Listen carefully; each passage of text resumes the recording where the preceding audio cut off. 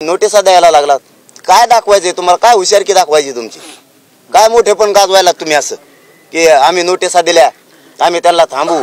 गैरसमाजातून बाहेर या, तुम्हाला हात जोडून विनंती करून सांगतो, गैरसमाजातून बाहेर या. तुम्ही एक प्रयोग केला, आता नका करू. गैरसमाजातून तुम्ही बाहेर या.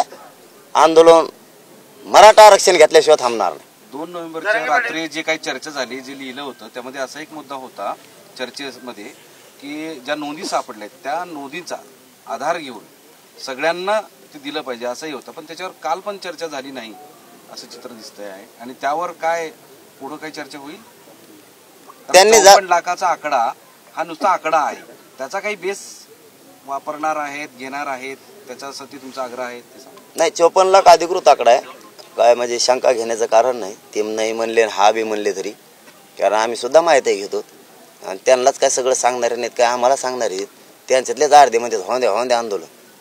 हा, त्यांनी त्यांच्या संघ आलेले, त्यांनाही वाटतं आरक्षण मिळावं सत्ताधाऱ्यातल्या. त्यांना काय कडू लागणार आहे कधी?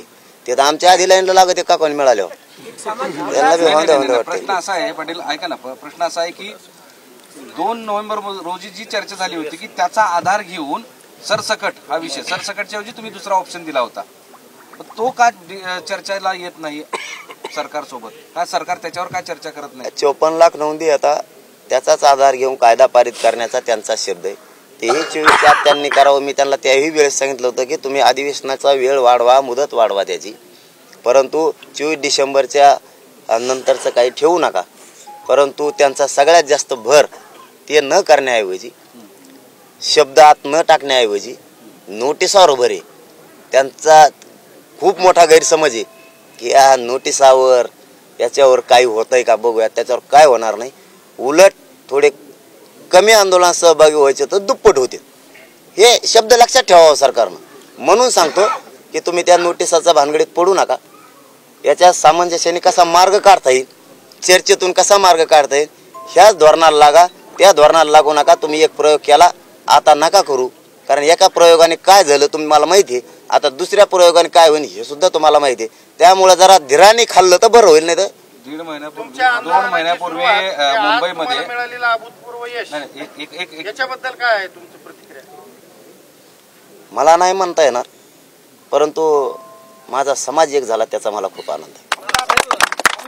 1.5 महिन्यापूर्वी जी मुंबईत सर्वपक्षीय बैठक झाली होती, सत्ताधारी गरीब विद्यार्थ्यांसाठी जे सघन मराठा आहेत त्यांच्याकडून जे गरीब मराठी विद्यार्थी आहेत त्यांच्यासाठी एक सामाजिक दायित्व म्हणून काही आवाहन करणार नाही. पुन्हा अर्धाच ऐकलं मी. आपल्या नेतृत्वात कधी नाही ते मराठा समाज एकत्रित झालेला आहे. या निमित्तानं जो आपला मराठा समाज आहे त्यांना आपण काही असं आपल्या गरीब मुलांसाठी सामाजिक दायित्व म्हणून काही आवाहन करणार का? त्यांच्या शिक्षणाची काही व्यवस्था होईल असं काही जागजागी जिल्ह्यात होईल का?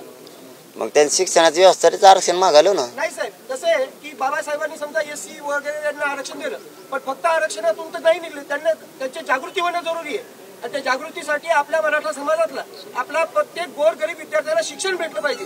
हे जिल्ह्या लेवलवर काही तुमच्या आव्हानातून काही होईल का? आरक्षणच त्यासाठी मागतो दादा आपण की शिक्षणात आले पाहिजेत, शिक्षणात आपण आलो पाहिजेत. मराठा समाज शिक्षणातच आहे. मी तर जनजागृती तर करतोच आहे, करणार पण आहे. परंतु मराठा समाजाचे सगळे लेकरं शक्यतो शिक्षणात आहेत. 99% 1-अर्धा नसेल, पण त्याला पुढं त्याला भविष्य त्याचं घडत नाही. पुढे शिक्षणाचा उपयोग होत नाही. पुढे शिक्षणात उपयोग होत नाही. म्हणून हे आरक्षण आधी गरजेचं आहे. हे एकदा मिळालं, आई बापाला पैसे घातलेल्याचं चीज वाटणार, आणखीन ऑटोमॅटिक जागृती होऊन आपणही करू सगळेजण मिळून. पण अगोदर महत्वाचं फाउंडेशन लय गरजेचं आहे.